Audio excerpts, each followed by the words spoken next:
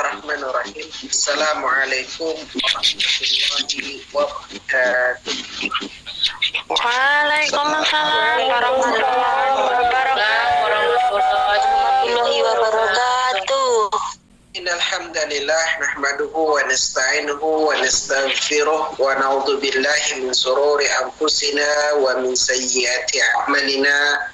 May yahdihillahu fala mudilla lahu wa may yudlilhu fala hadiyalah. Asyhadu an la ilaha illallah wahdahu la syarika lah wa asyhadu anna Muhammadan abduhu wa rasuluh. Allahumma salli wa sallim ala sayyidina Muhammadin wa ala alihi wa ashabihi wa man tabi'ahum bi ihsanin ila yaumiddin. Faqalahu ta'ala fil Qur'anil azim. A'udzu billahi minasyaitonir rajim. Bismillahirrahmanirrahim. Ya ayyuhan nasu taqu rabbakumul ladzi khalaqakum min nafsin wahidah wa khalaqa minha zawjaha wa batha minhuma rijalan katsiran wan nisaa wattaqullaha alladzi tasaaluna bihi wal arham innallaha kana 'alaikum raqiba. Ya ayyuhalladzina amanu ittaqullaha wa qulu qawlan sadida yuslih lakum a'malakum wa yaghfir lakum dhunubakum wa may yuti'illaha wa rasulahu faqad faza fawzan 'azima. Ya ayyuhalladzina amanu ittaqullaha haqqa tuqatih wa la tamutunna illa wa antum muslimun. Shadaqallahul azim. Amma ba'd. Alhamdulillahi rabbil alamin. Segala puji bagi Allah subhanahu wa ta'ala atas segala nikmat yang Allah curahkan kepada kita semua, terutama sekali adalah nikmat iman, nikmat Islam, yang dengan nikmat itu kita ini diberikan oleh Allah petunjuk, hidayah. Seandainya kita itu tidak mendapatkan nikmat ini, na'udzubillah min dzalik, mungkin tempat kita bukan di sini, ya. Tapi Allah memberikan kita nikmat yang luar biasa ini yang dijanjikan oleh Allah, barang siapa yang beriman mengucapkan la ilaha illallah maka pasti dakhalal jannah, ya. Alhamdulillah, dan kita berharap bahwa kita semua adalah orang-orang yang insya Allah adalah orang-orang yang beriman, beramal saleh, bertakwa kepada Allah, dan kita diselamatkan ketika nanti di yaumil akhir, terutama ketika kita berada di padang mahsyar, ketika kita berada di mizan, ketika kita berada di siratul muntaha, ya, siratul mustaqim, maka semoga Allah Subhanahu wa taala itu melindungi kita dari azab neraka insyaallah dan masukkan kita ke dalam surga sebagaimana doa kita, Rabbana atina fid dunya hasanah wa fil akhirati hasanah wa qina adzabannar. Tidak lupa salawat dan salam semoga senantiasa tercurah limpahkan kepada qudwah hasanah kita baginda Rasulullah Muhammad sallallahu alaihi wasallam. Allahumma salli wa sallim wa barik alaih. Semoga kita mendapatkan syafaat dari baginda Rasulullah Muhammad sallallahu alaihi wasallam yang sangat kita nanti-nantikan dari beliau insyaallah di yaumil akhir. Insyaallah. Jamaah simponi malam yang insyaallah dirahmati oleh Allah Subhanahu wa taala. Pada kesempatan malam hari yang penuh barakah ini, ya, kita sudah berada di hari sekitar pertengahan lewat daripada bulan Jumadil Awal. Alhamdulillah, artinya bentar lagi kita akan memasuki bulan Ramadan, ya. Insyaallah semoga kita disampaikan kepada bulan Ramadan. Tema malam hari ini adalah berkaitan yaitu syarat dan juga keutamaan dalam menuntut ilmu. Ya. Nah, sebagai seorang muslim, maka seorang muslim itu dia punya suatu kewajiban. Ya. Hukumnya adalah fardu ain untuk ilmu agama dan juga fardu kifayah untuk ilmu-ilmu khususnya. Ya. Dan ini semuanya kena. Tidak muslim laki-laki, tidak pula muslim perempuan khusus, tapi semuanya punya kewajiban. Yaitu apa? Ya. Rasulullah Muhammad SAW katakan, "Talabul ilmi faridatun 'alal kulli muslim." Ya. Menuntut ilmu itu wajib hukumnya atas setiap.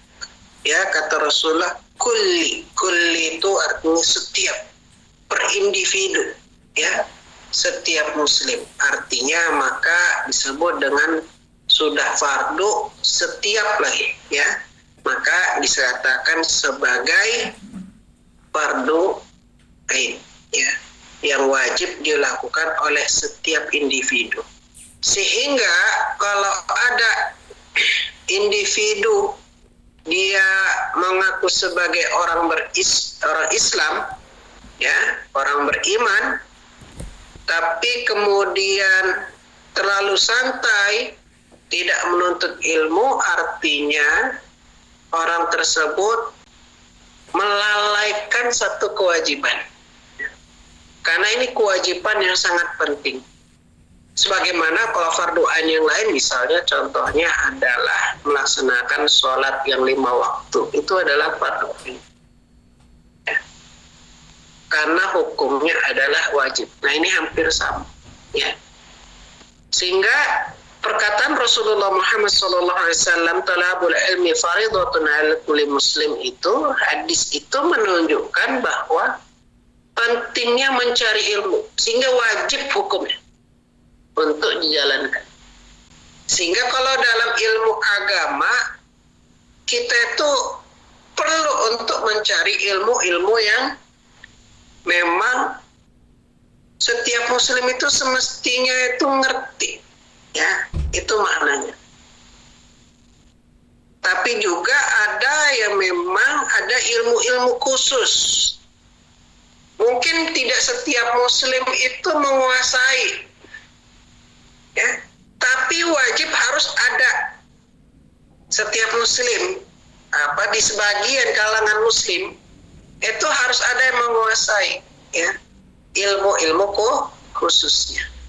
Contoh, misalnya ilmu falak. Apa setiap orang Islam itu tahu ilmu falak? Enggak tahu kan? Enggak setiap orang tahu kan? Enggak setiap orang tahu. Tapi wajib ada yang harus tahu. Kalau enggak kayak gitu, mana kita ngerti kapan waktu subuh harusnya sholat subuh, kapan waktu sholat zuhur, kapan sholat asar, kapan maghrib isya, itu ada perhitungan, ya, yang mengacu kepada bayangan matahari ketika siang. Kalau malam bagaimana?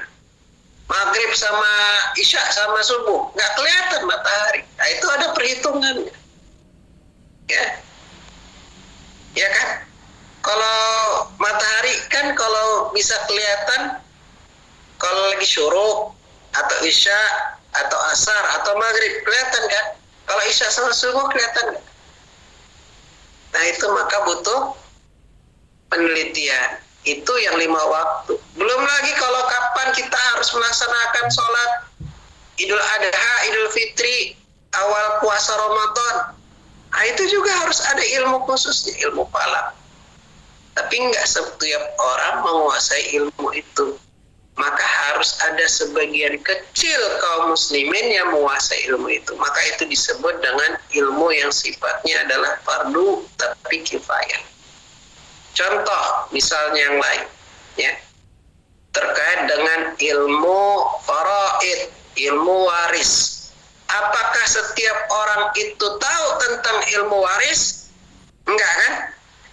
Ya, ilmu faraid ya, saya kembali bahas. Ilmu faraid. Apakah setiap orang itu mengerti tentang ilmu bagi waris? Dan itu memang ilmu yang sangat sulit, jemaah. Ilmu yang sangat sulit. Itu matematika betul itu. Benar-benar matematika. Contoh. Itu pun masih berkaitan dengan ilmu agama. Tapi harus ada yang menguasai. Dan kita itu tinggal di mana semua manusia itu saling berkompetisi. Ya. Kaum muslimin itu bisa kalah dengan kaum yang non-muslim kalau kita ilmu itu terbelakang. Maka kita pun harus ada sebagian yang menguasai ilmu terkait dengan ilmu-ilmu modern. Ilmu kimia, ya, ilmu farmasi, ilmu kedokteran, ilmu arsitektur, ilmu teknik, itu harus tahu juga. Kalau nggak tahu ilmu terkait dengan farmasi, cara membuat obat, apa kita selalu bergantung sama orang yang kafir dalam membuat obat? Enggak kan? Misalnya kalau kita nggak ada muslim, nggak ada yang jadi dokter karena nggak ada yang ngerti sama ilmu kedokteran. Terus mau berobat bagaimana caranya? Ibu-ibu kalau ibu-ibu hamil mau melahirkan bagaimana caranya? Kalau nggak ada dokter perempuan muslim, kan repot, ya nggak? Maka harus ada sebagian orang yang juga menguasai ilmu-ilmu yang sifatnya adalah ilmu-ilmu alam, ya, ilmu-ilmu yang sifatnya ya bukan kita nggak sifatnya keduniawian ya, karena gini, kalau konsepnya itu adalah Allah Subhanahu wa Ta'ala itu kan menurunkan ayat-ayat, ya, ayat-ayatnya, tanda-tandanya. Nah, tanda-tandanya itu, ayat-ayat itu ada dua. Ada yang sifatnya adalah ayat kauli, ada yang sifatnya ayat kauni. Ayat kauli apa? Ayat kauli, ayat-ayat yang terfirmankan, ya, maka itu yang namanya Al-Quran. Ada yang ayat-ayat kauni. Ayat-ayat kauni itu apa? Ayat-ayat yang menjadi tanda-tanda di dalam alam semesta yang kita itu perlu gali. Kita ini anak keturunan daripada Nabi Adam alaihissalam. Nabi Adam itu pinter luar biasa, jemaah. Ya, pinter luar biasa. Maka kita itu perlu untuk mewariskan kepintarannya Nabi Adam alaihissalam. Nabi Adam itu jauh lebih pintar dari malaikat. Ya. Makanya kita itu banggalah sebagai manusia yang punya kepandaian, mewarisi kepandaian daripada Nabi Adam alaihissalam. Ya. Maka ilmu yang sifatnya ilmu alam itu juga perlu untuk kaum muslimin juga kuasai. Jangan sampai hanya dikuasai oleh orang-orang yang tidak beriman. Paham sampai sini ya? Jadi harus ada sebagian kaum muslimin yang menguasai ilmu-ilmu alam. Ya, ilmu matematika, ilmu teknik, ya, ilmu kedokteran, ilmu farmasi, atau bahkan ilmu bisnis, ilmu psikologi, dan lain sebagainya. Paham sampai sini ya? Jadi ada yang sifatnya adalah fardu ain, ada sifatnya adalah fardu kifayah. Kalau fardu kifayah, sebagian orang menguasai, insya Allah gugur. Tapi kalau nggak ada yang menguasai, semua orangnya itu kena dosa. Ya, jadi harus ada. Dalam 1000 masyarakat muslim, minimal harus ada satu yang jadi dokter. Masa dari 1000 itu nggak ada yang jadi dokter? Secara umum maka kita punya kewajiban, wajib, ya, yaitu adalah menuntut ilmu. Maka para ulama sekalipun yang derajatnya udah ulama, al-alim, itu mereka itu nggak mau melepaskan satu predikat. Ya, nah, cobalah kalau jenengan datang ke pondok-pondok pesantren tua, ya, tanya sama para kiainya. Satu hal, para kiai itu nggak mau melepaskan satu predikat. Mereka tetap menempatkan diri mereka sebagai, walaupun mereka ya guru ya, atau maha guru lah, katakanlah guru dari guru, ya kan, jadi maha guru. Ya. Tapi nggak melepaskan satu predikat, yaitu apa? Penuntut ilmu. Jadi walaupun udah makomnya itu udah tinggi, misalnya pimpinan pesantren, tapi nggak mau melepaskan satu predikat, yaitu adalah masih menjadi seorang penuntut ilmu.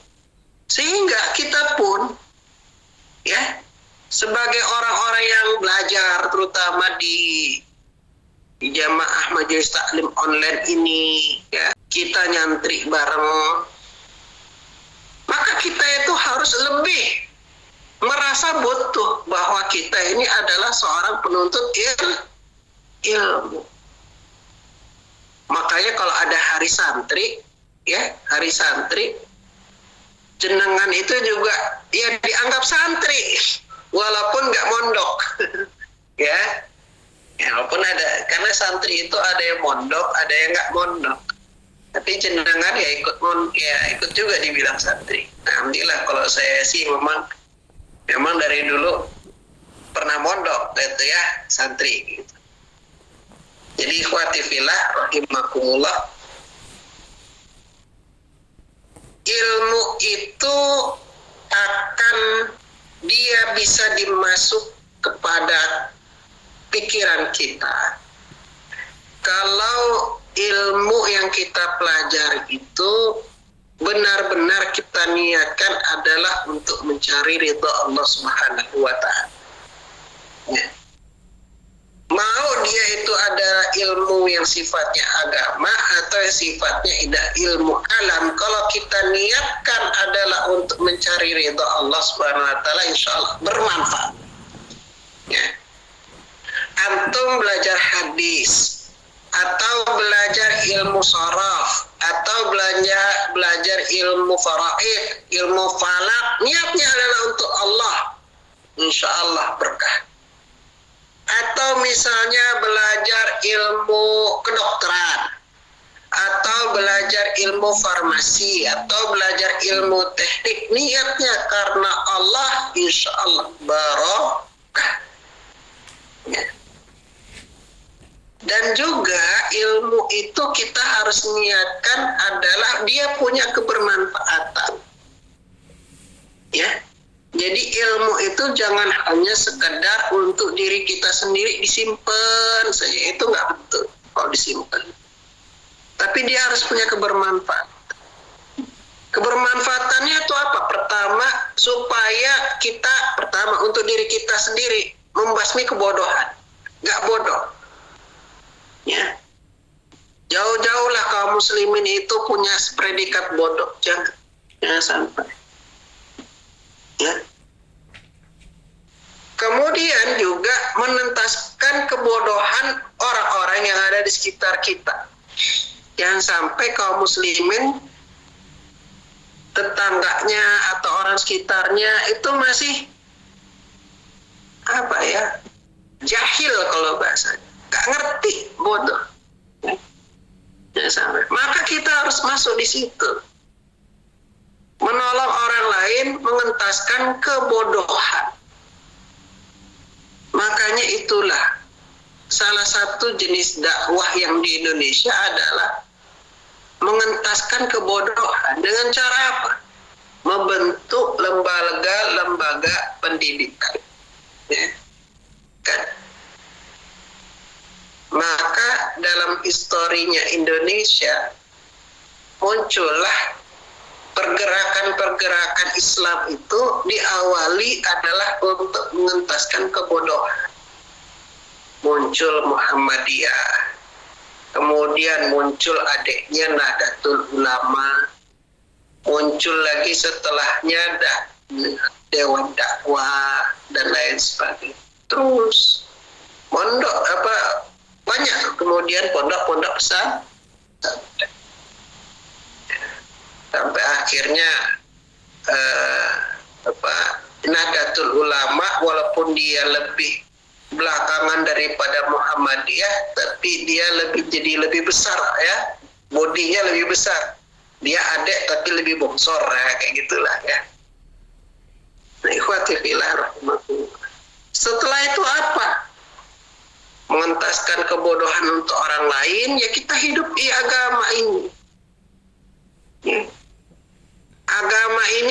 Agama Islam ini harus kita dakwahkan.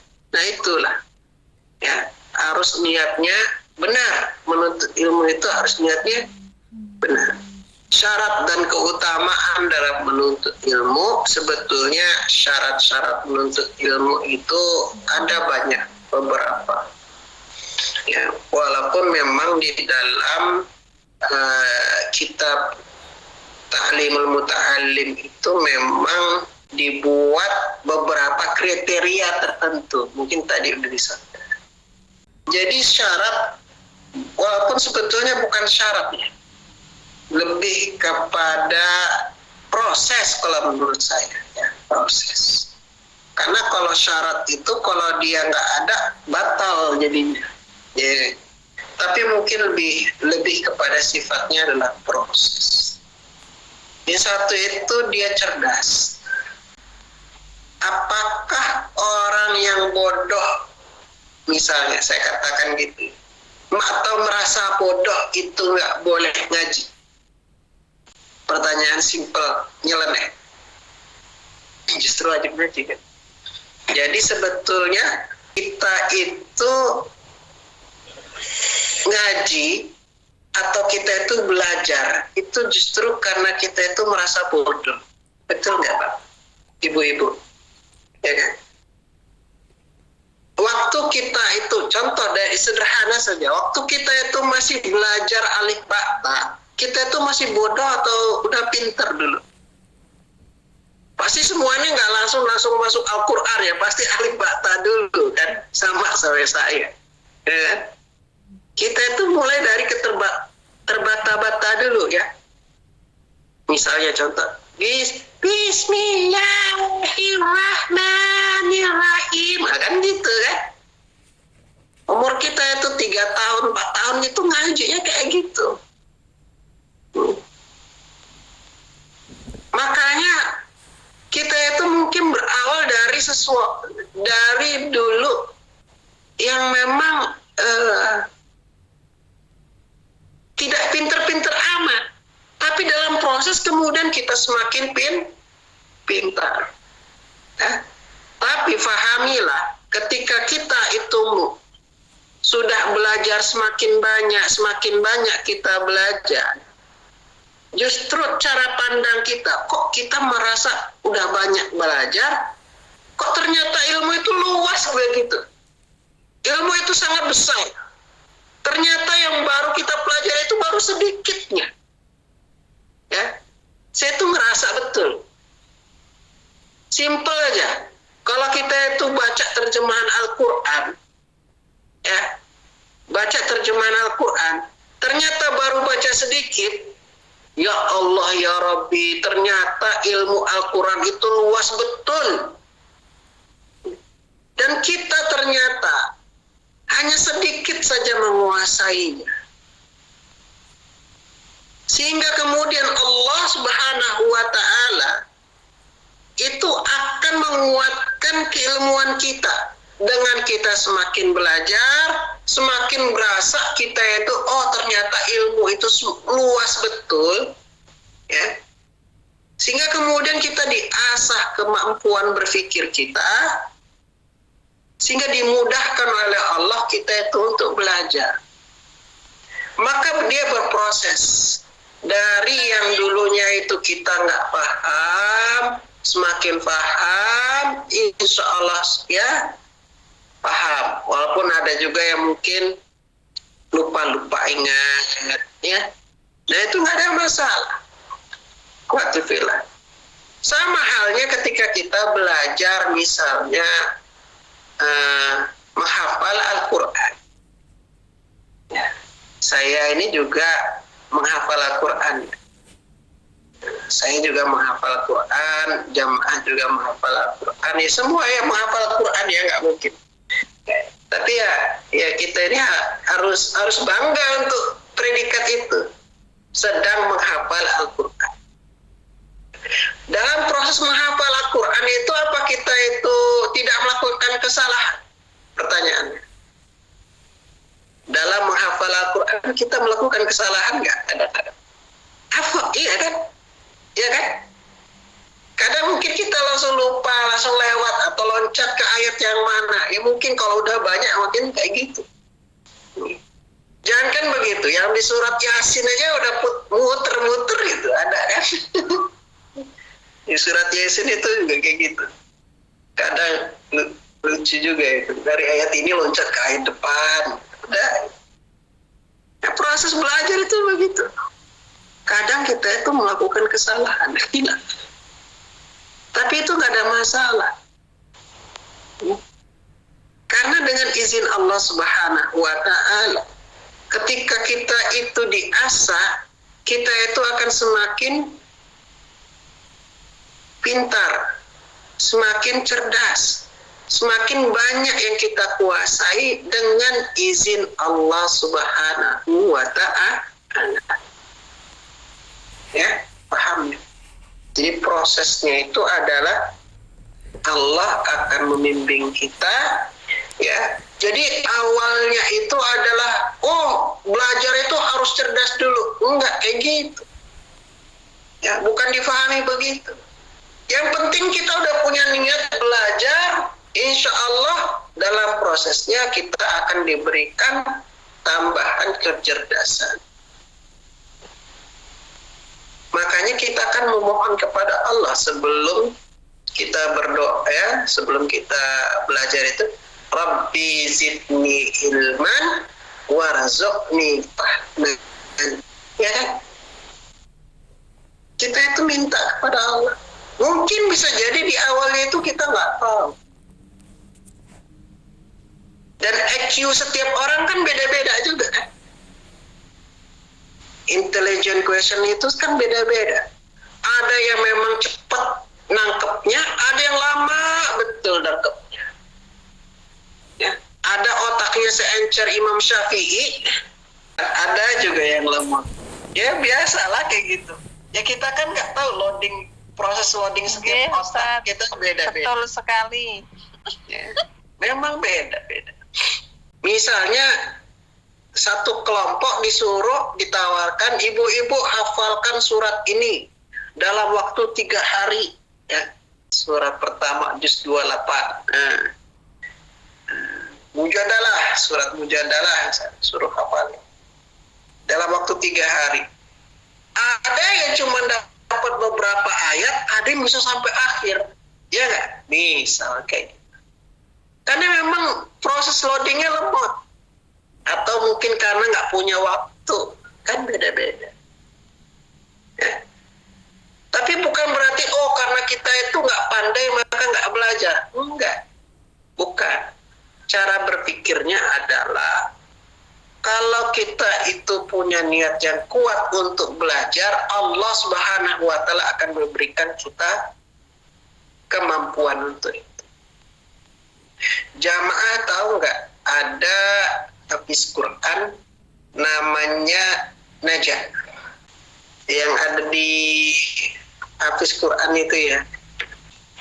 Nah, tapi dia itu punya lumpuh otak, divonis lumpuh otak. Coba kalau kita berpikir ya jamaah, lumpuh otak disuruh menghafal Quran aja, itu gimana? Tapi ini ternyata beda betul dengan pola pikir logika masyarakat, logika orang itu nggak masuk. Ternyata Allah Subhanahu wa Ta'ala jadikan seorang yang penderita lumpuh otak itu mampu menguasai justru 30 juz. Ya enggak? Sehingga kalau kita itu syarat untuk bisa belajar dia harus pandai, IQ-nya tinggi. Ini berbalik betul. Kasus ini berbalik betul. Justru dia lumpuh otak, IQ lemah, tapi dia bisa menghafal Al-Quran 30 juz. Ya. Luar biasa kan itu. Nah inilah mujizat Al-Quran. Orang buta bisa hafal, orang yang lumpuh otak bisa hafal. Ya. Bagaimana lu cara orang buta bisa hafal? Itu lihat nggak bisa, tapi bisa menghafal. Itu yang pertama. Jadi harus niatnya itu kuat, maka Allah akan memberikan kecerdasan. Dan yang jelas kalau menuntut ilmu itu kita sungguh-sungguh betul. Ya, sungguh-sungguh. Kalau nggak sungguh-sungguh, ya tentu saja nanti hasilnya tidak sesuai dengan yang diharapkan. Tapi kalau kita sungguh-sungguh betul, insya Allah bisa, pasti bisa. Satu hal yang contoh aja, paling gampang itu terkait dengan menghafal Quran. Kalau kita sungguh-sungguh, insya Allah. Makanya kadang itu kita itu perlu kadang dipaksa untuk itu. Ya enggak? Dipaksa. Makanya kemudian juga ada yang namanya pondok pesantren atau boarding school. Buat apa itu? Ya. Seperti kita itu dibuat belajar dalam kelompok jauh dari orang tua supaya sungguh-sungguh. Ya. Kan jauh dari orang tua. Supaya apa? Supaya nggak kepikiran, dijauhkan dari orang tua, gitu ya. Karena biar fokus, belajarnya fokus. Ada nggak HP, mainan, game di sana? Apa dikasih sama ustadznya HP, laptop, main game di sana? Enggak kan, nggak dikasih. Supaya apa? Serius, sungguh-sungguh. Ya. Karena kalau kita mau sukses menghafal Al-Quran, kadang harus begitu, dipaksa betul. Supaya nggak ada distraction. Kadang kita itu harus begitu juga. Menghafal Al-Quran, sungguh-sungguh. Atau butuh konsentrasi. Nah jadi ikhwati fillah, sungguh-sungguh, itu penting betul. Serius. Nah, insya Allah kalau kita itu serius, walaupun dengan kesibukan kita itu bisa insya Allah luangkan waktu. Salah satunya adalah membuat agenda. Insya Allah jamaah kalau mau menghafal Quran bisa kok. Walaupun misalnya sambil kerja, sambil jadi TKI, insya Allah masih bisa. Saya katakan masih bisa. Bukan berarti orang yang sibuk itu nggak bisa. Bisa. Hanya satu itu tadi, masalah harus serius. Serius betul. Kadang kita itu harus, misalnya contoh, buat agenda begini. Kapan sih kita murojaah itu harus dibuat? Bisa jadi ketika malam, saat pas sholat malam, itu saat-saatnya enak. Ya. Atau buat agenda waktu khusus. Itulah makanya pesantren itu harus serius. Kalau mondok itu harus serius. Kadang ya harus menerima konsekuensi kalau nggak hafal dia agak kena marah. Tapi ya nggak ada masalah kayak gitu. Orang kalau mau belajar ilmu ya harus kayak gitu. Serius, sungguh-sungguh. Jadi jangan apa ya? Karena orang itu justru pengen menguasai ilmu tapi hanya pengennya itu nyantai itu, wah nggak akan terjadi. Ya. Jangankan begitu, menguasai ilmu alam saja itu pun harus serius. Ya.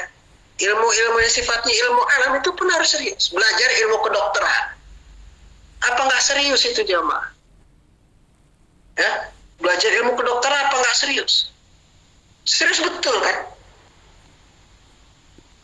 Udah bayarnya serius, sampai begadang-begadang, ya?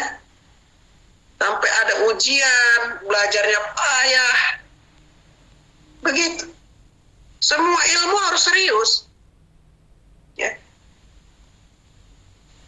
Bahkan ada yang namanya sarjana, ada yang namanya master, ada yang namanya doktor, itu udah sampai sana. Apa nggak serius itu? Itu serius betul. Jadi jangan dipikir yang namanya sekolah itu mudah. Sekolah itu sulit. Ya, jangan dibilang, wah ini enak betul dapat gelar. Enggak, itu perjuangannya sulit. Itu. Berdarah-darah, berpeluh-peluh. Ya. Jadi jangan pengennya itu hanya berangan-angan punya ilmu, tapi pengennya nyantai. Jadi Allah itu udah merancang skenario yang indah. Kalau orang itu sudah melakukan kesungguhan. Dan insya Allah nggak ada yang sia-sia. Ya. Belajar mengaji juga begitu. Belajar menghafal Quran juga begitu. Sungguh-sungguh. Ya. Nah, kemudian kalau dalam kitab Ta'lim Muta'allim itu, yaitu juga adalah yang namanya butuh kesabaran. Sabar. Ya. Karena prosesnya itu memang panjang. Kadang kita itu harus menahan godaan, menahan ya hawa nafsu. Ujiannya beratnya itu di situ justru. Ya, ujiannya beratnya di situ. Melawan hawa nafsu ketika menuntut ilmu. Misalnya, contoh saja. Ibu-ibu atau bapak-bapak itu ada hadir di dalam majelis ini, tapi tidak di dalam majelis yang lain. Dalam artian misalnya bukan majelis lain, misalnya mengorbankan waktunya malam, misalnya untuk nonton Instagram atau nonton Facebook, nonton apa. Tapi lebih milih ini. Itu kenapa justru? Ayo, pertanyaannya kan simpel kan? Jamaah kenapa milih ini? Kenapa nggak milih di channel yang lain? Katakanlah gitu ya. Facebook kan bisa boleh memilih. Hidup itu kan ada pilihan ya. Hidup itu pilihan. Fa'alhamaha fujuraha wa taqwaha, kan? Kalian diilhamkan untuk memilih dua jalan, jalan fujur atau jalan takwa. Itu pilihan sekali. Jamaah bisa ke diskotik, ya, bisa ke pub atau jalan-jalan nongkrong sama teman-teman bisa. Tapi kenapa hadir dalam majelis ilmu? Hah? Ayo, kenapa hadirnya justru di majelis ini? Ya karena kita memang niatnya menuju ke sana. Dan itu memang sobat. Kesabaran itu luar biasa. Orang kalau tidak disibukkan dengan kebaikan, maka dia akan disibukkan dengan keburukan. Yang namanya belajar itu harus begitu. Kita menyibukkan diri kita itu justru dengan kebaikan. Seandainya kita itu tidak menyibukkan diri kita dengan kebaikan, mungkin tempat kita itu bukan di sini. Diskotik, tempat-tempat hiburan, dan lain sebagainya. Dan yang namanya ujian itu kan luar biasa berat. Itu. Nah, ikhwati fillah rahimakumullah. Dan kemudian tentu saja kesabaran itu faktornya itu juga adalah karena biaya, ya, biaya yang tinggi itu luar biasa. Bahkan kadang orang tua itu tidak segan-segan untuk mengeluarkan uang yang besar hanya sekedar untuk anaknya bisa mendapatkan ilmu. Betul nggak? Betul apa betul? Kadang orang tua itu harus ada yang jadi tukang beca, ada yang jadi tukang las, ada yang jadi kuli, hanya demi anaknya itu bisa kuliah, belajar, bisa mondok kayak gitu. Karena namanya belajar itu terkadang dia harus punya buku, ya. Atau belajar itu ya, kalau udah mondok kita harus bayar pondoknya, ya. Apalagi yang kuliah kita harus bayar uang kuliah. Nah, makanya kemudian kalau bagi seorang penuntut ilmu, ya kita juga harus serius. Kalau dalam menuntut ilmu, karena apa? Karena mungkin orang tua udah melakukan hal yang besar buat kita. Jangan disia-siakan. Makanya saya itu mendorong mahasiswa saya. Kalau bisa kalian itu sudah punya penghasilan, biar nggak merepotkan orang tua kalian. Gitu. Saya harus bilang begitu sama anak.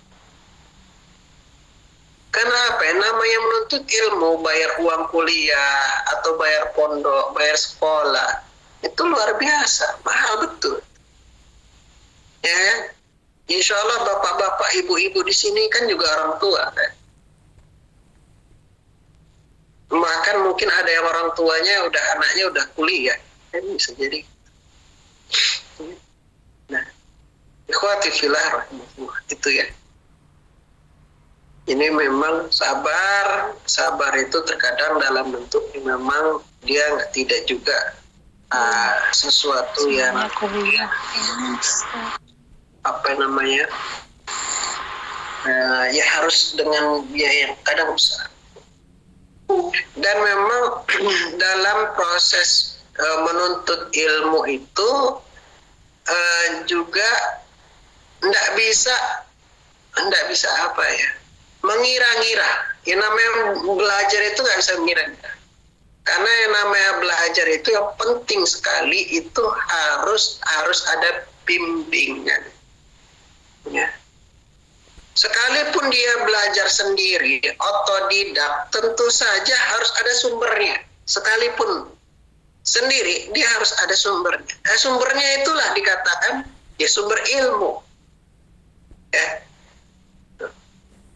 Karena di zaman yang serba canggih sekarang ini, misalnya ilmu itu nggak bisa didapat kecuali kalau ada sumbernya juga kan.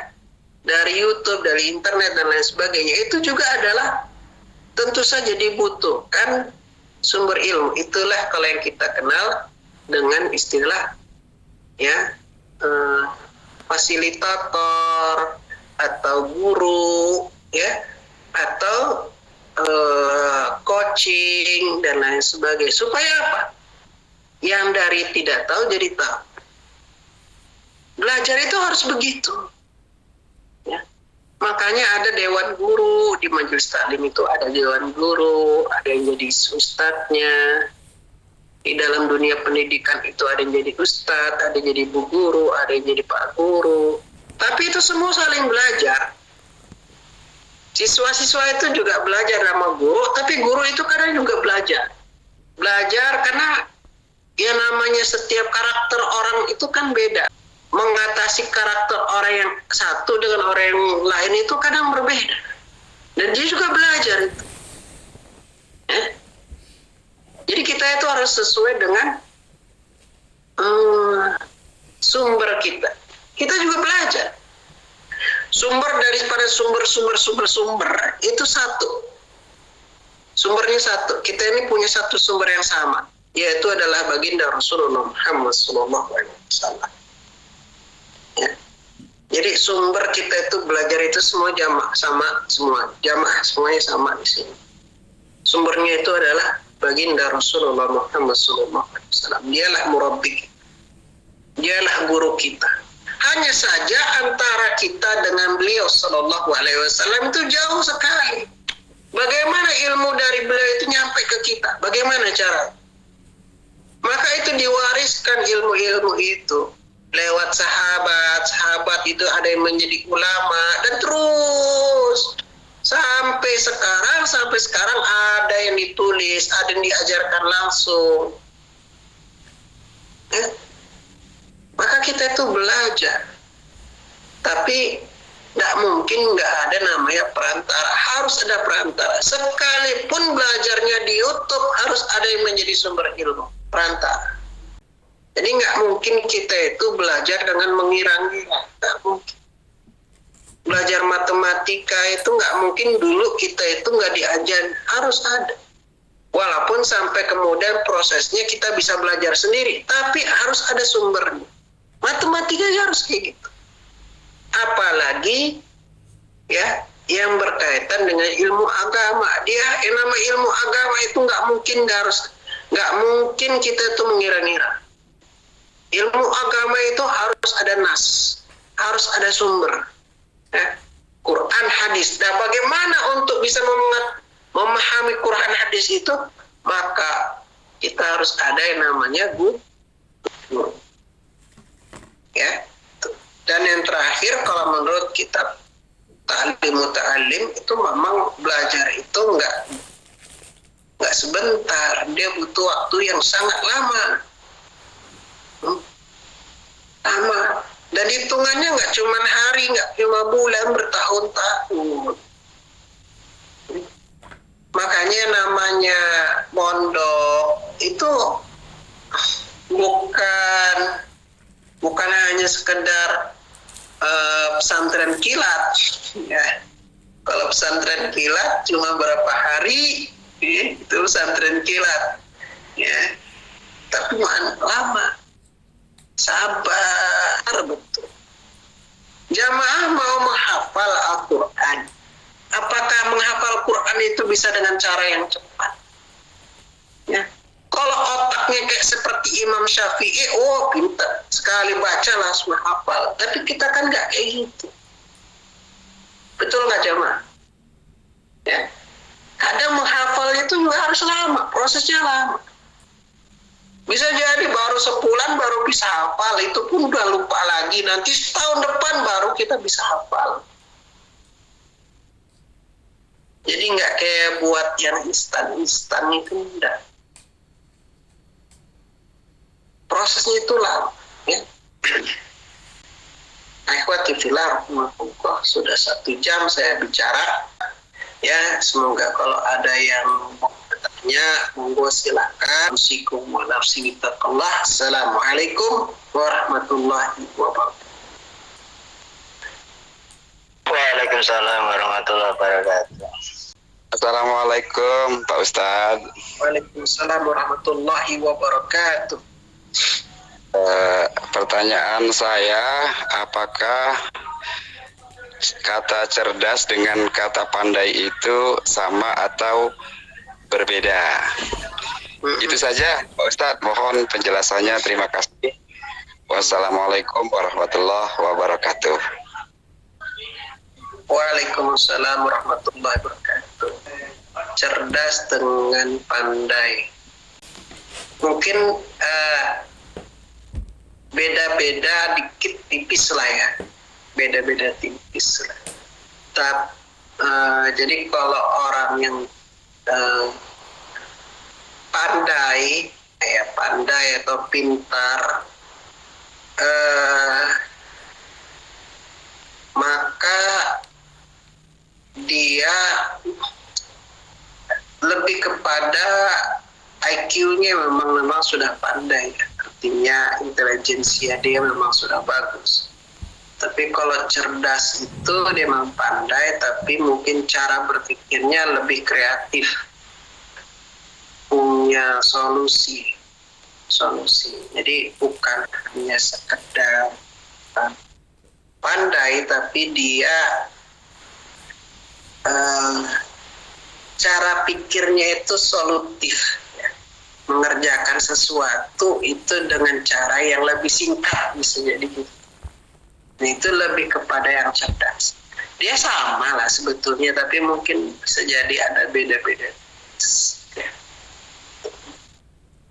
Sehingga ada yang mengatakan, misalnya ada orang yang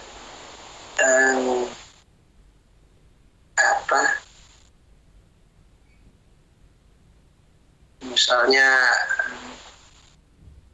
cara berpikirnya panjang, itu mungkin pandai, tapi ada yang dia punya solusi dari suatu permasalahan yang bisa diselesaikan. Ya dia udah pandai, tapi mungkin solusi itu lebih singkat caranya.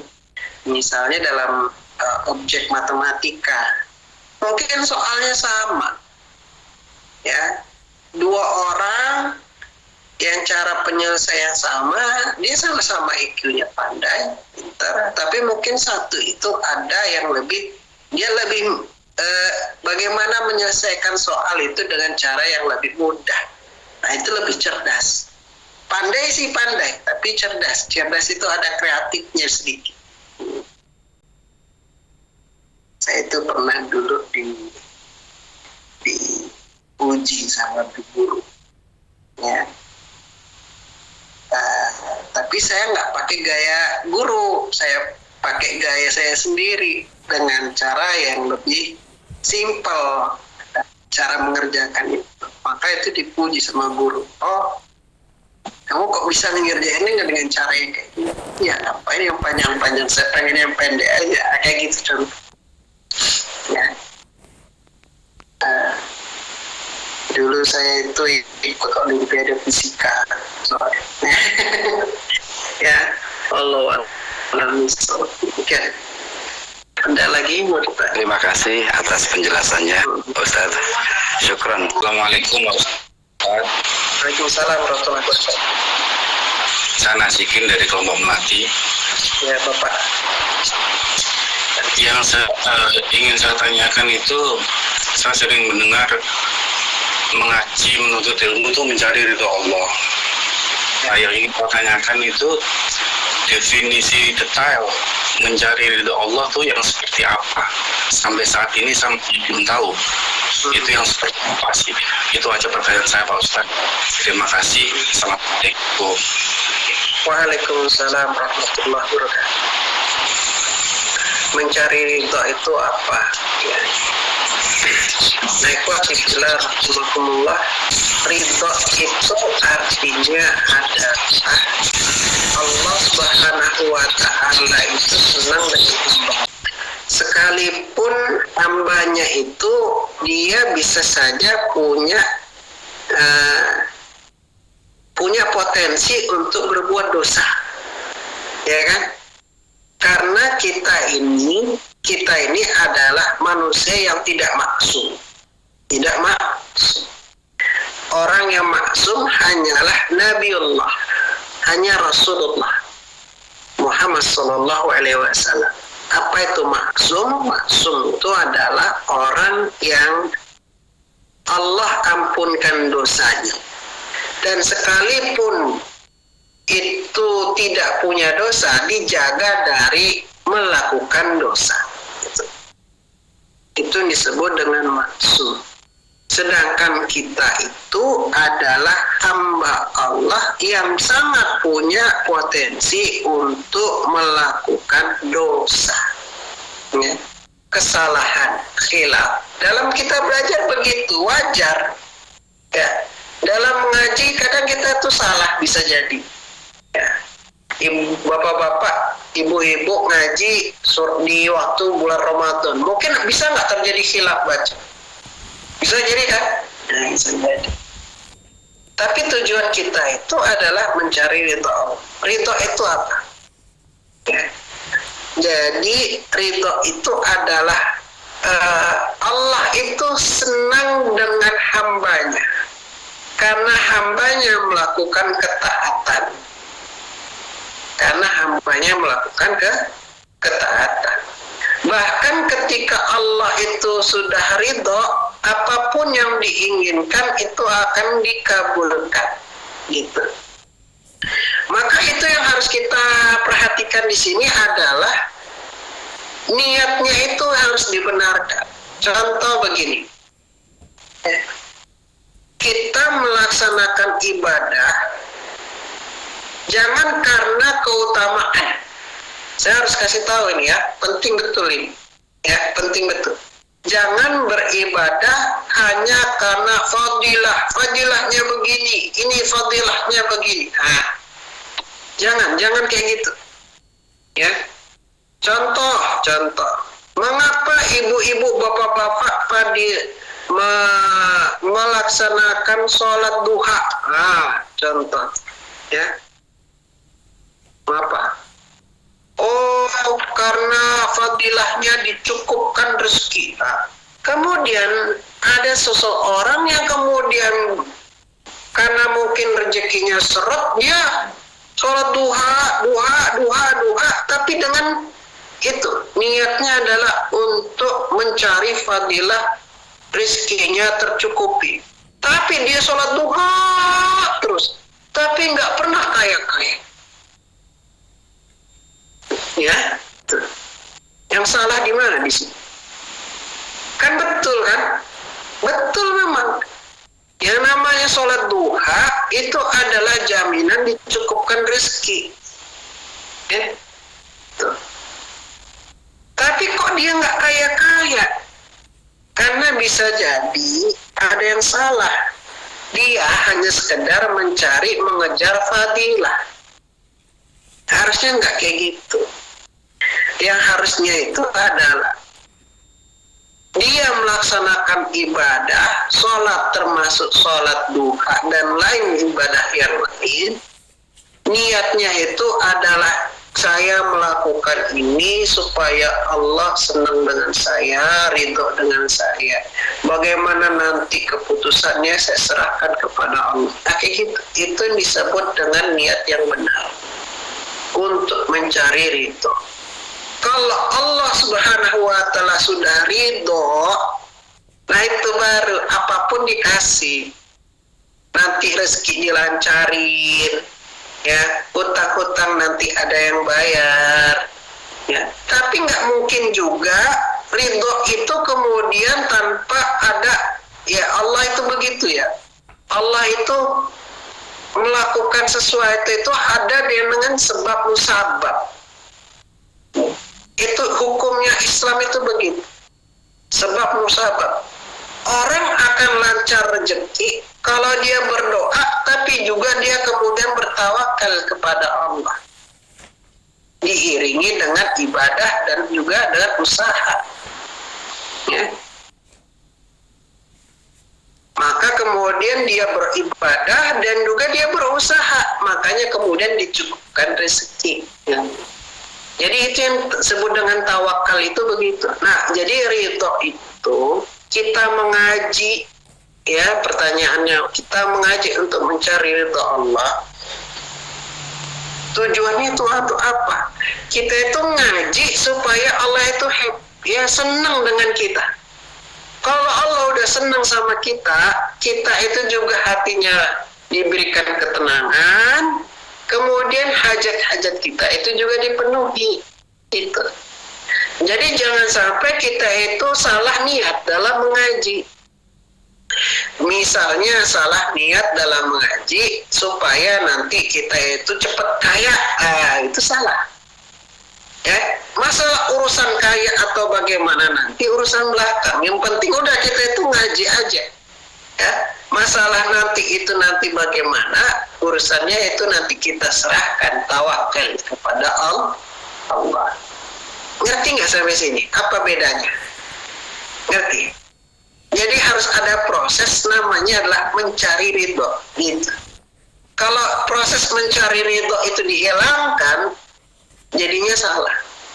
Ya, semua proses itu tujuannya harus mencari ridho Allah. Kalau proses mencari ridho Allah ini hilang, ya, ibadah hanya ibadah, mencari fadilah, ya, nah itu yang kemudian hasilnya nggak sesuai dengan kita harapkan. Maka banyak orang yang kecewa itu di situ nantinya. Saya itu udah ibadah yang luar biasa, kok sampai sekarang masih miskin terus. Nah, ya kan? Ada nggak orang yang mengeluh kayak gitu, jemaah? Saya tuh ibadah udah luar biasa, sholat udah luar biasa, tapi kok masih miskin terus. Itu berarti ada yang satu yang salah itu. Dia menghilangkan untuk mencari ridha Allah. Kalau orang itu menempatkan mencari ridha Allah itu sebelum usahanya, maka dia melakukan ibadah untuk mencari ridha Allah, maka dia akan diberikan ketenangan sekalipun dia udah berusaha tapi ternyata usahanya gagal misalnya, ya. Tapi dia udah merasa happy, ada ketenangan di situ. Nah itulah ibrah daripada cari ridha Allah itu. Yang penting Allah ridho, yang penting kalau saya udah melaksanakan kayak gini, nanti walaupun saya gagal nggak apa-apalah. Nah, itu ada ketenangan di situ. Dia tidak akan merasa kekecewaan, terlalu kecewa. Karena tujuannya bukan karena untuk kepentingan saya pengen kaya, tapi ridho Allahnya udah pengen dipenuhi. Paham sampai sini ya? Jadi jangan sampai kita itu menjadi orang yang kecewa karena salah menempatkan, tidak menempatkan ridho Allah itu di awal. Itu jemaah. Demikian. Assalamualaikum warahmatullahi wabarakatuh. Waalaikumsalam. Waalaikumsalam warahmatullahi wabarakatuh. Saya Pak Hanafi dari grup pelatih. Ini di luar top ya Pak Ustadz ya. Maaf. Pertanyaan saya, apakah umat muslim itu wajib memilih mazhabnya? Hanafi, Maliki, Hambali, atau Syafi'i, atau memilih NU, Muhammadiyah itu Pak, apakah wajib? Terima kasih semua pertanyaan saya, Ustaz. Assalamualaikum. Ya. Apakah umat Islam itu wajib memilih mazhab, ya kalau saya katakan, ya, memilih mazhab, ya. Di antara banyak mazhab, jadi mazhab itu banyak, ya. Tapi yang terkenal di antara yang banyak itu ada 4, yaitu adalah imam yang pertama itu Imam Abu Hanifah, ya. Setelah Imam Abu Hanifah kemudian ada Imam Malik, setelah Imam Malik kemudian Imam Syafi'i. Maka kita kenal ada namanya mazhab Hanafi, mazhab Maliki, mazhab Syafi'i, mazhab Hambali.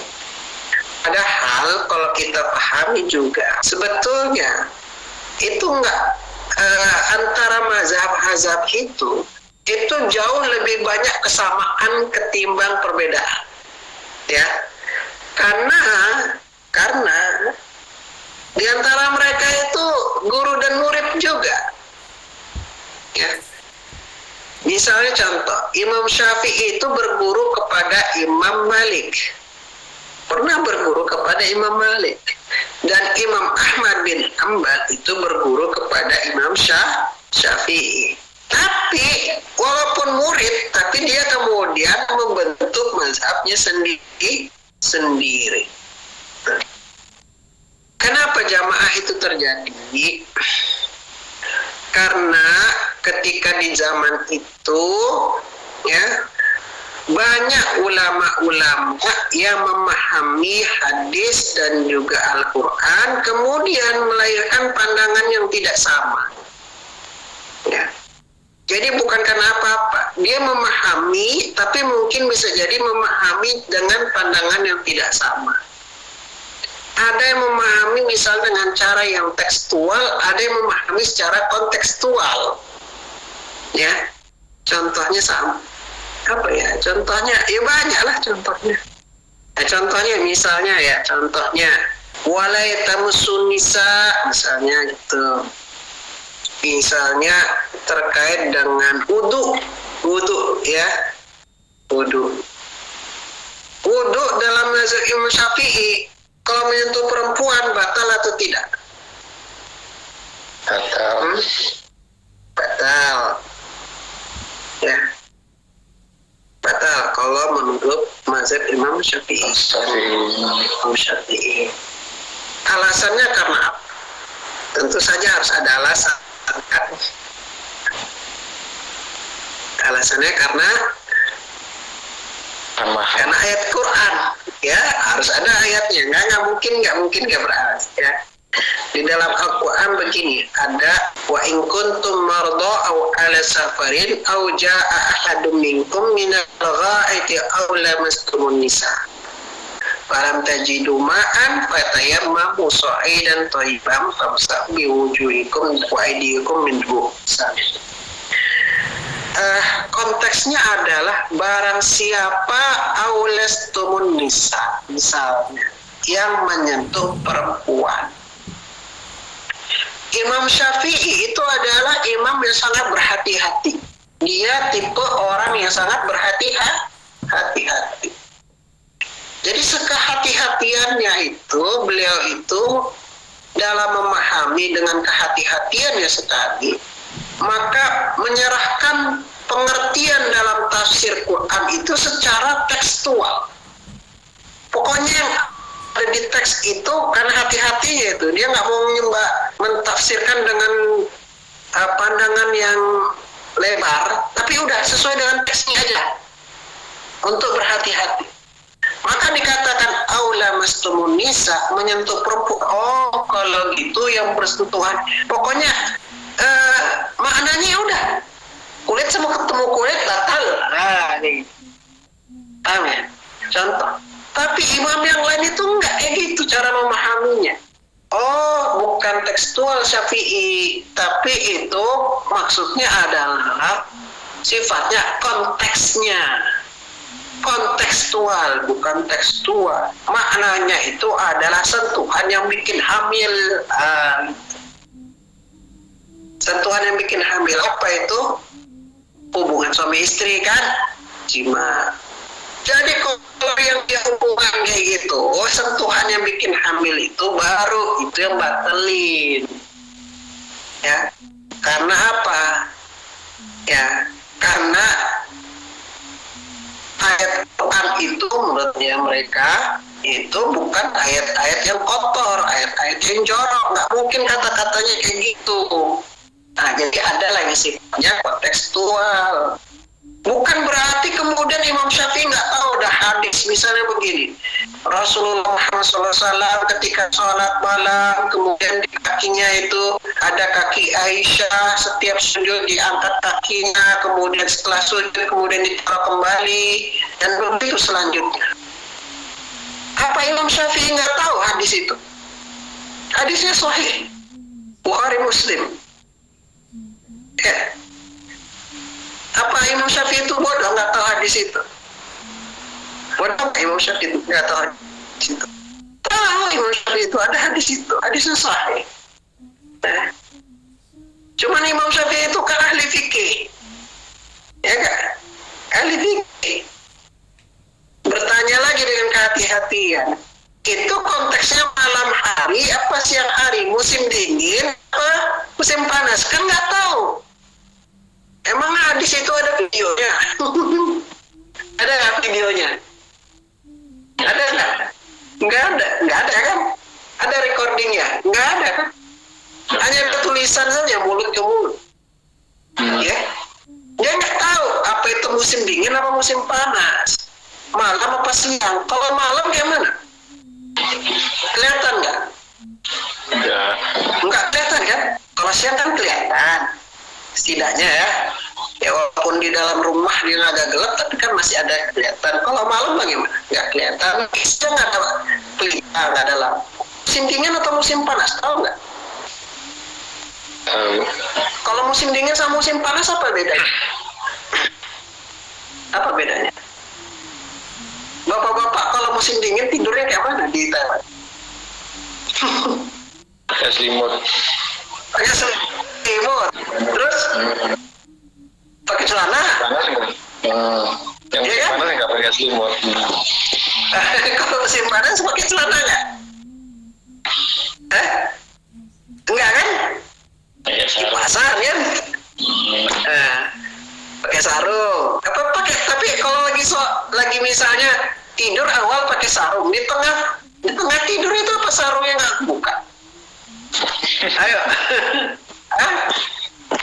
Kan nggak tahu kalau itu musim dingin atau musim panas. Iya. Habis itu kan bisa jadi musim dingin. Kalau musim dingin ketemu, misalnya Rasulullah misalnya pakai sarung tangan atau nggak sarung tangan? Ya mungkin katakanlah nggak sarung tangan. Tapi Aisyah menyentuh kulit apa enggak itu? Kan nggak tahu zaman. Ya, kita tahu nggak, bisa menebak nggak Rasulullah itu memegang kaki Aisyah, tapi ada penghalang atau tidak ada penghalang? Kita nggak tahu kan. Bisa jadi nggak ada penghalang, bisa jadi kan Rasulullah menyentuh kaki Aisyah, istri beliau kan.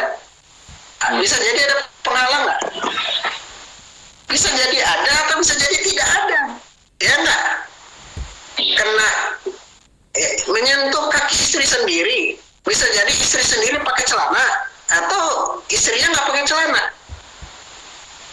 Coba mikirnya kayak gitu, ngerti apa yang saya pikirkan? Ya? Ngerti kan? Paham ya? Imam Syafi'i itu ahli fikih, ngerti itu.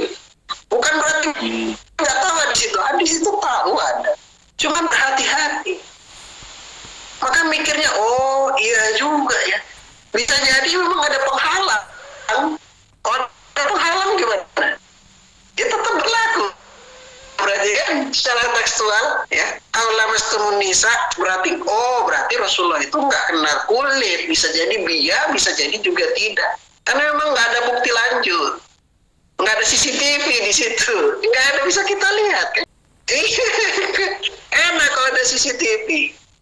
Ya. Nah, itu berangkat dari apa? Ketidaksamaan pandangan. Pandangan yang tidak sama, caranya itu mungkin berbeda. Ya. Jadi gayanya itu berbeda. Rasulullah sumbernya sama aja, sumbernya sama. Cuma kemudian ya namanya Rasulullah itu udah jauh lah, 200 tahun yang lalu di zaman itu ya. Itu udah jauh. Maka cara berpikirnya, pandangan para ulama itu kadang nggak sama. Ada yang tekstual, ada yang kontekstual, ada yang kemudian menerjemahkannya sedikit berbeda. Padahal sumbernya sama. Ya kan? Padahal sumbernya sama. Ulama mastumun nisa padahal. Orang yang nyentuh batal pakai ayat itu, orang yang nyentuh tidak batal juga pakai ayat yang itu. Sama, ayatnya sama. Nggak beda, ayatnya sama. Padahal kan gitu contoh kan. Nah makanya kemudian terjadi cara memahami yang berbeda, kemudian diajarkan kepada muridnya mencatat. Nah itulah yang disebut dengan mazhab. Tapi pahami dulu, saya tadi udah sampaikan bahwa yang namanya mazhab itu hampir banyaknya itu adalah sama sebetulnya. Sama, hampir banyak itu justru sama. Yang beda itu memang ada, memang sedikit-sedikit. Nah, cuma sedikit inilah yang tadi ya kemudian ditonjol-tonjol. Ya, hampir lebih banyak itu lebih sama sebetulnya. Ya. Paham ya sampai sini ya. Jadi apakah pertanyaan tadi, apakah kita itu wajib ya atau tidak wajib mengikuti mazhab? Ya. Pertanyaannya itu harus kita balikkan dulu kepada diri kita sendiri. Kita bisa nggak sih memahami Islam itu langsung dari Quran dan hadis? Harus kita balikkan dulu pertanyaan. Apakah kita itu bisa memahami langsung Islam itu dari Quran dan hadis? Ayo jawab. Jawabannya nggak bisa. Ya kan?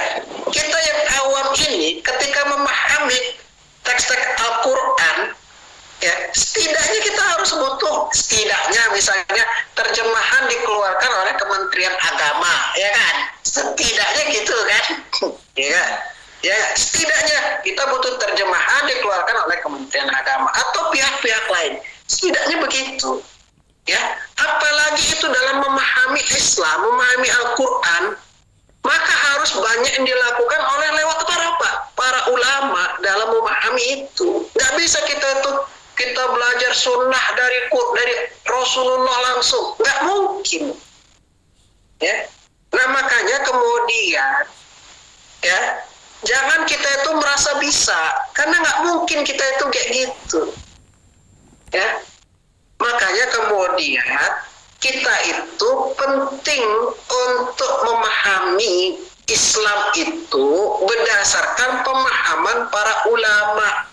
Kayak gitu, ngerti ya? Jadi kita itu memahami memahami Islam itu menurut pemahaman ulama-ulama. Nah, kemudian sebagian besar ulama itu pun berpegang kepada mazhab.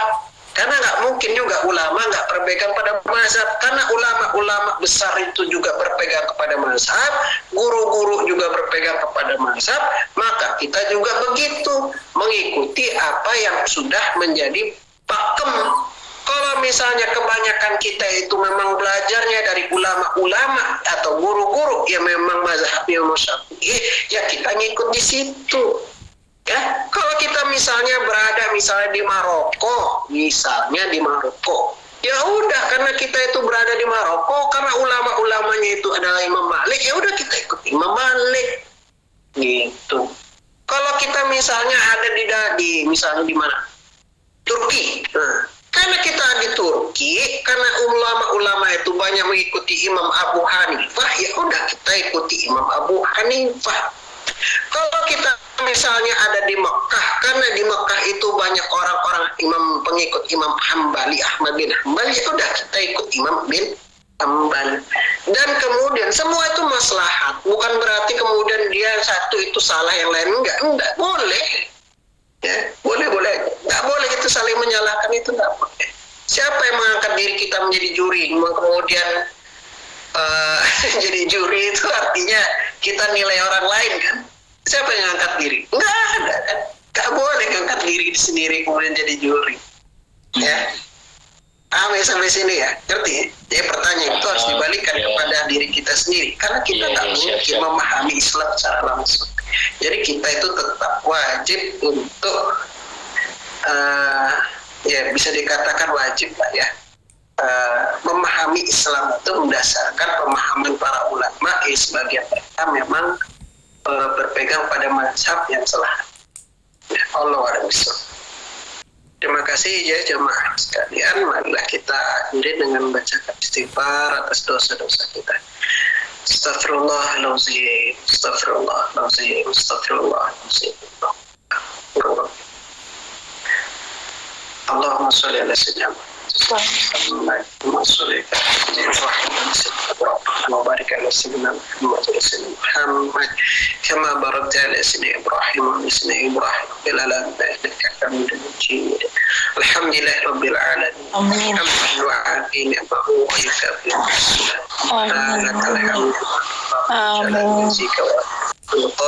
Amin. Allahumma inna nas'aluka Amin ya Allah. wa ziyadatan Amin ya Allah. Amin. Amin ya Allah.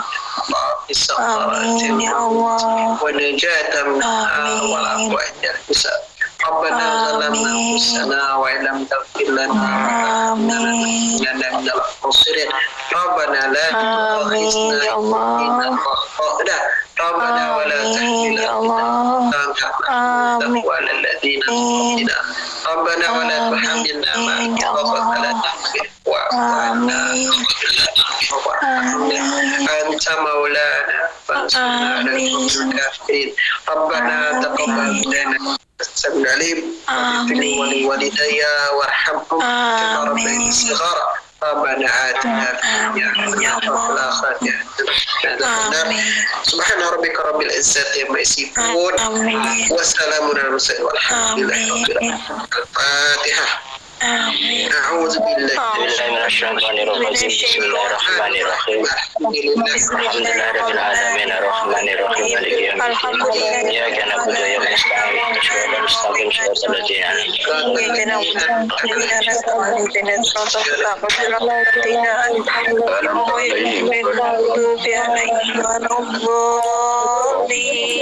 Amin ya Rabbal Alamin. Ya Rabbil Alamin. Demikian ya. Assalamualaikum warahmatullahi wabarakatuh. Waalaikumsalam warahmatullahi wabarakatuh. Warahmatullahi wabarakatuh.